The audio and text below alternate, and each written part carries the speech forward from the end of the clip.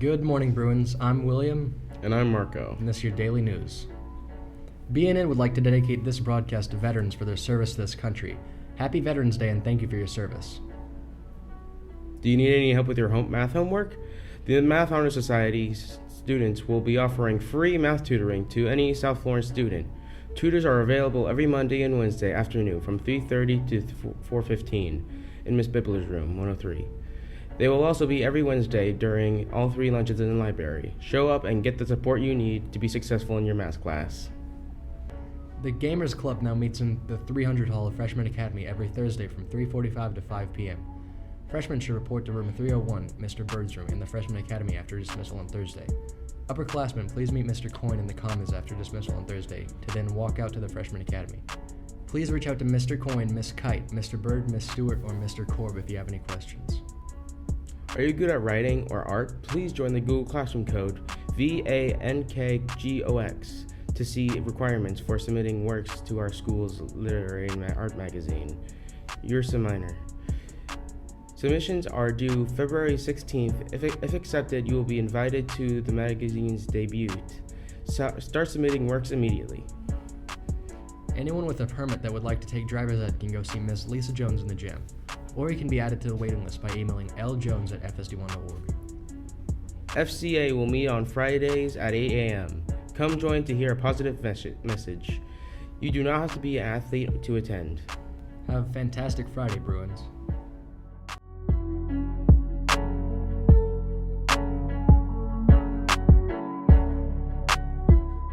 Good morning, Bruins. My name is Haynes Harris, President of the National English Honor Society.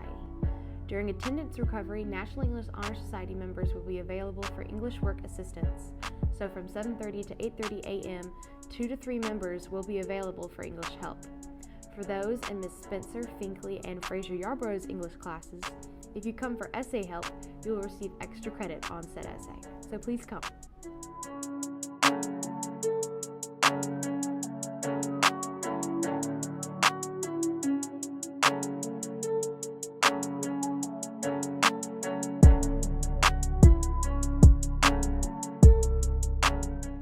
Good morning, Bruins. I'm Zamaya Gamble, and this is your daily weather.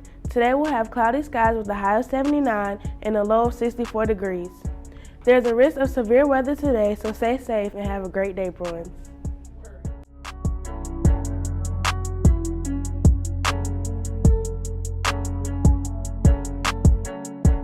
Good morning, South Florence. I'm Nadia Lashkar, and this is your daily sports. South Florence varsity football will continue the playoffs next week. Congratulations to our varsity football team for defeating Bluffton 50-0. Great job, Bruins.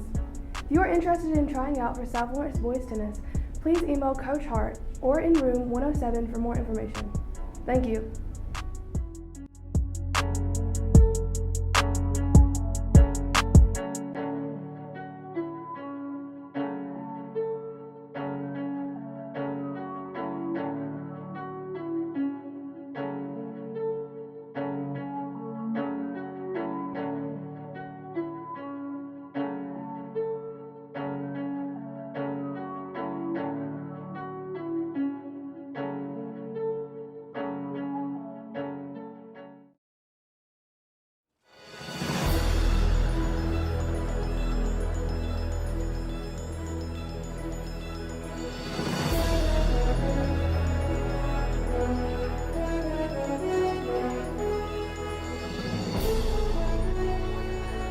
Hi, I'm Gunnery Sergeant Arlie Ermey. On November 11th, all over this nation, people celebrate Veterans Day with parades, barbecues, maybe even a sale down at the mall. Americans have been observing November 11th for nearly a century now, so long that some of us have actually lost sight of exactly who a veteran is and why we honor them. A veteran is a person who serves in the United States Army or Navy or Marines, Air Force, Coast Guard. Everybody having fun? We play at our shows for veterans. They're serving for our beliefs and our rights, and that's amazing stuff. To me, a veteran is someone who has served our country as a patriot and as a privilege, not just a job. It's a person with character. A veteran is anyone who served their country. It doesn't have to be during time of war.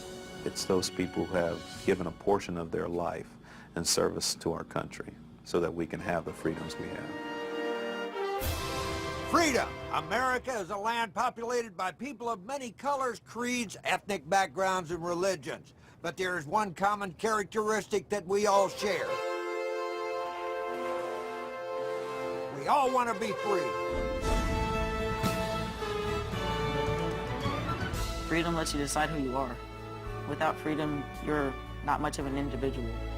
It is precisely because our nation stands for freedom that in America, all dreams are possible. Freedom isn't free. Someone's got to pay the price. Someone's got to protect the freedoms that we have. Throughout American history, whenever this nation has been threatened, brave servicemen and women have always been willing to step forward. Most recruits begin their active duty while they are young, many still in their teens. This has been the case as far back as the Revolutionary War, when the United States first won independence from the British. Our regiment lay on the ground all night. The British moved against us the next afternoon. They drove us into a creek where some were drowned, but we rose together and drove them back. I cannot speak for the others, but I will do my duty as well as I am able, and trust the outcome to Providence. Joseph Plum Martin, 20 years old. Nearly 100 years later, during the Civil War, young soldiers, though extremely proud and courageous, also expressed feelings of apprehension and homesickness. They mean us to begin the charge at first light. Some of the boys are laughing and saying how we're going to run over the Yanks, but I confess I am not as sure.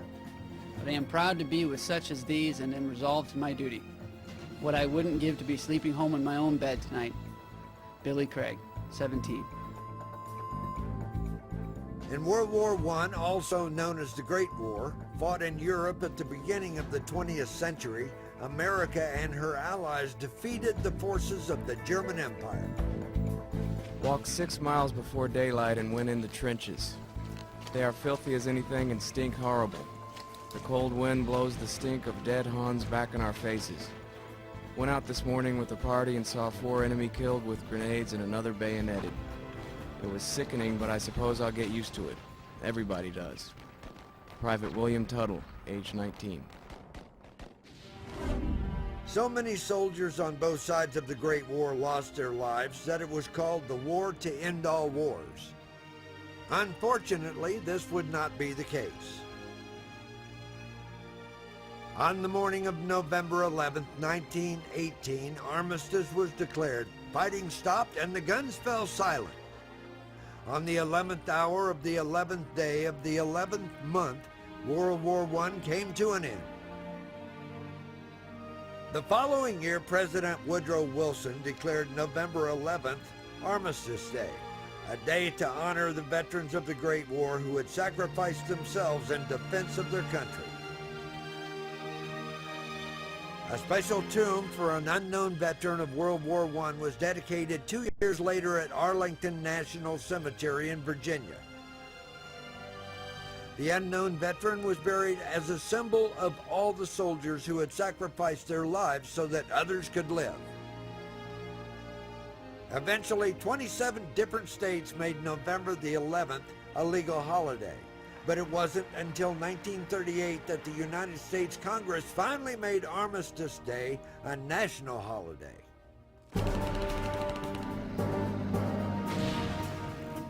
But then the following year, in 1939, Germany invaded Poland to ignite another war. This time, the fighting was not confined to Europe. It spread across the entire globe. World War II made the First World War look small by comparison. When after 6.5 years the fighting was over and all the dead were counted and buried, Americans realized that Armistice Day needed to be expanded to honor the veterans of all wars, and not just those who died. There already was a holiday for that, Memorial Day. Veterans Day would be a day set aside for honoring all the men and women who had served their country in the armed services, living or dead, whether in combat or in a supporting role. Finally, in 1954, President Dwight D. Eisenhower, who as a general had led the Allied forces to victory in World War II, officially proclaimed November the 11th as Veterans Day.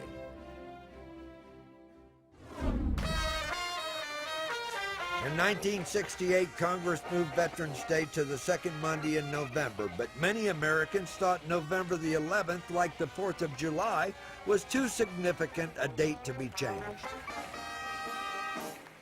Americans came to understand that Veterans Day was special and should always be commemorated on the 11th hour of the 11th day of the 11th month. In 1975, President Gerald Ford, himself a veteran, signed a bill returning the observance of Veterans Day to its original date. Through the years, hundreds of thousands of Americans have made the ultimate sacrifice for their country. Millions more sacrificed a portion of their lives or careers. On Veterans Day, we honor all of them.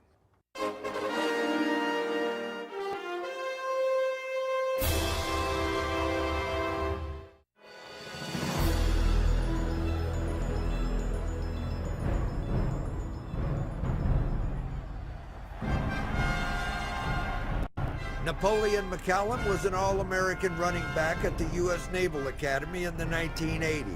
He was still in his junior year when the Oakland Raiders offered him a big contract to drop out of school and play in the NFL.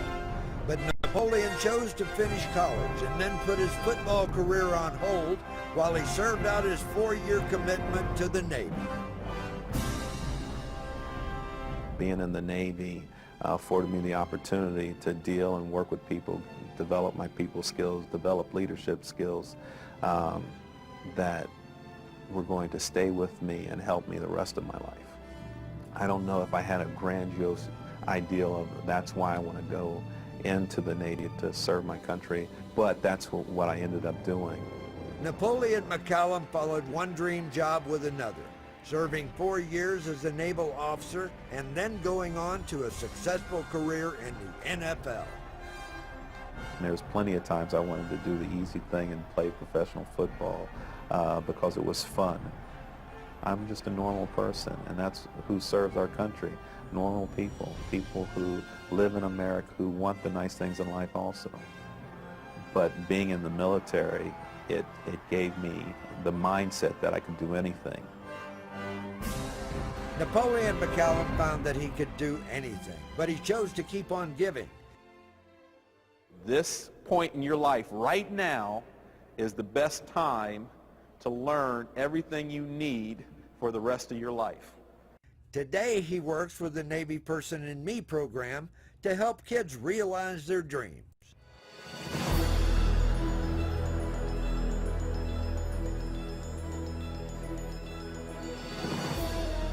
Veterans are proud to have sacrificed a portion of their lives in service of their country, and many of them have found that they've been richly repaid in the form of life experiences that they would never have received otherwise.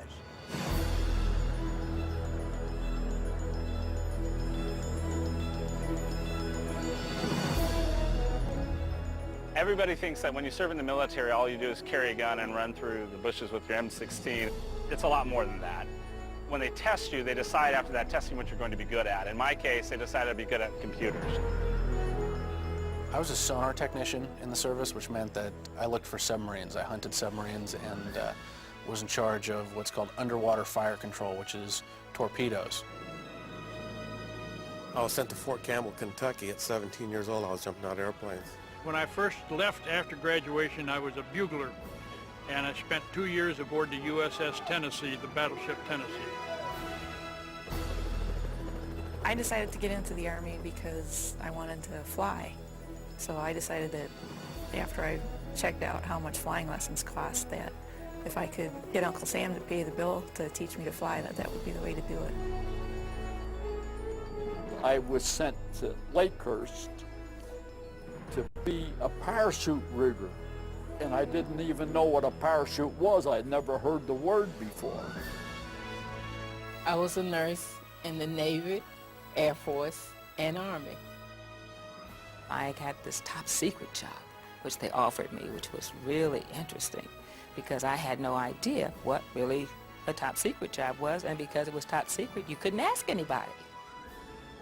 Serving my country just made me so proud. It made my parents proud. It just gave me like a whole new look at myself, my life, everything. It was hard and tough, and it just made me stronger in the end.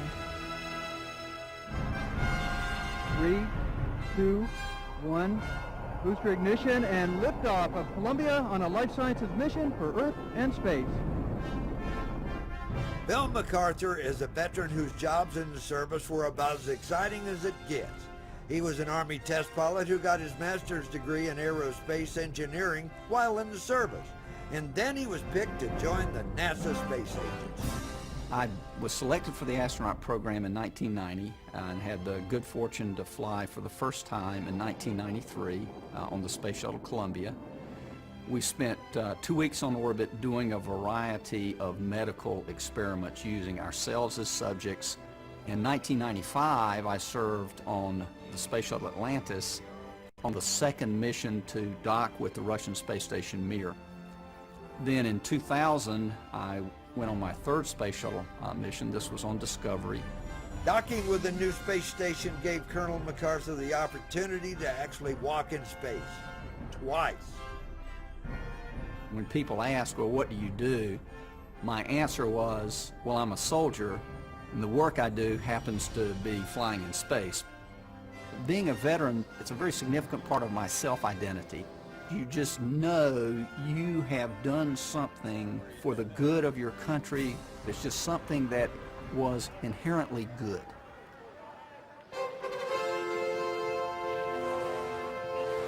Back in World War I, all a soldier needed was good feet and the ability to fire a gun. The most complicated piece of equipment he needed to operate was a field radio. As technology developed through the course of the 20th century and communication, aviation, and weapon systems advanced, military service became more specialized. Qualified recruits received special training to operate and maintain these systems. And when they returned home after their service, veterans often discovered that their new skills put them first in line for the best jobs. To go into the armed services will repay you with training, with an education, with skill sets far above your friends, your peers, your colleagues. I went to England and Ireland and Holland and Germany, Belgium, Spain, Slovenia, Greece, Italy. To have the opportunity to see the world, to see how other people live, and to experience that rather than just reading out of a book.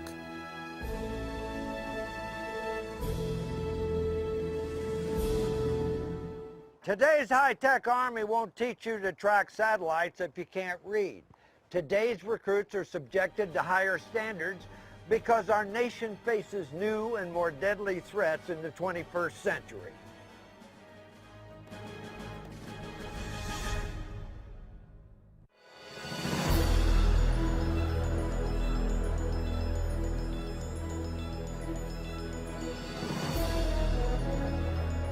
Serving your country is often a family tradition passed proudly from one generation to the next. When I was a little girl, my daddy talked to me about when he served in World War II and the Korean War.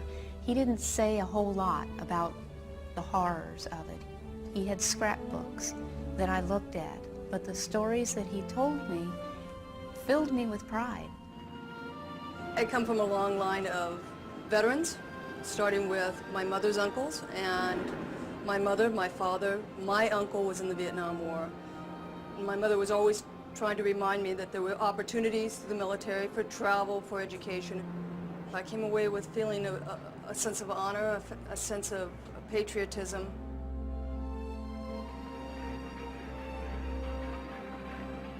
My father served during World War II. My wife was a Navy nurse during the Vietnam War.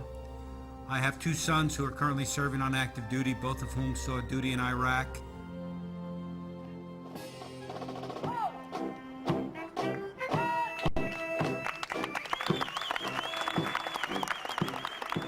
This is a very important spot for my family. My grandfather, who's with us today, my father, and myself, we all graduated from this recruit depot. So since 1940, Westovers have come through here. When I'm here, I feel like I'm at some special place. It feels like home in a strange sense. I never tried to influence either my son or my grandson to join the Marine Corps. I wanted them to see it and to make up their own mind and decide whether they wanted to accept the responsibility of that kind of a life for themselves. I saw action in Bougainville, Guam, Iwo Jima, and Pearl Harbor, and the landing at Incheon, Korea, and the capture of Seoul, Korea. Once we started going in there and the North Koreans coming down all over the place, and we had to confront them hand to hand at times. It was very scary, very scary. And anybody that says that he's not afraid or scared is lying.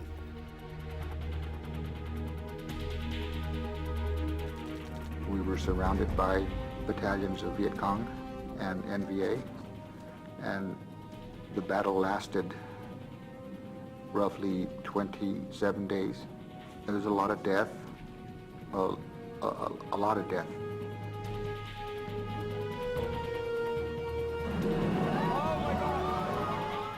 Today, at the beginning of the 21st century, the face of warfare has changed.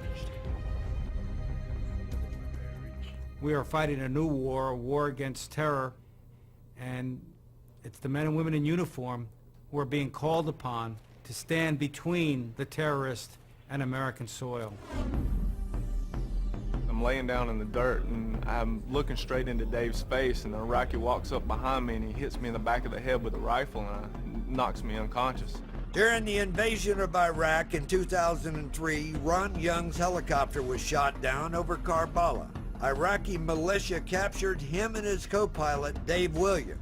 When I come back to, I'm looking at Dave and the guy has a knife to Dave's throat and he's threatening to cut Dave's head off. The pilots were held for 3 weeks before being rescued. As these guys were dragging us through the streets, finally we ended up in Samara, and a set of Marines decided that if there was a chance we were there, they were going to come try to rescue us, and you know, we owe our lives to a lot of brave Marines. I've been back for 9 days today, I believe. Feels wonderful, and yet at the same time it feels weird. Like I feel like I should be going back there. It's great to see all my friends, but I miss the ones that I made over there.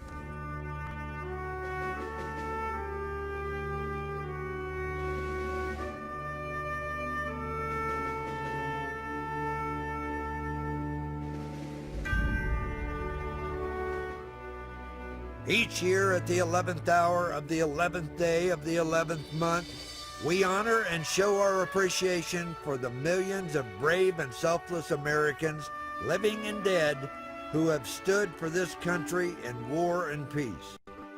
Our veterans. Well, November 11th is just one day, but that one day we should say thank you for a mile away life. Thank you for America. It is probably one of the things that I'm most proud of in my entire life, having the courage to go over there and fight for my country. I was one of the people that raised my hand and took the oath and said that if people have to go and people have to die, that I'll be one that's willing to do it. Veterans Day is just not a day off. It's not a holiday from school. It's remembering those who led the way to protect our country so that we have our rights and our freedoms. I didn't realize what I was fighting for at that age. I was too young.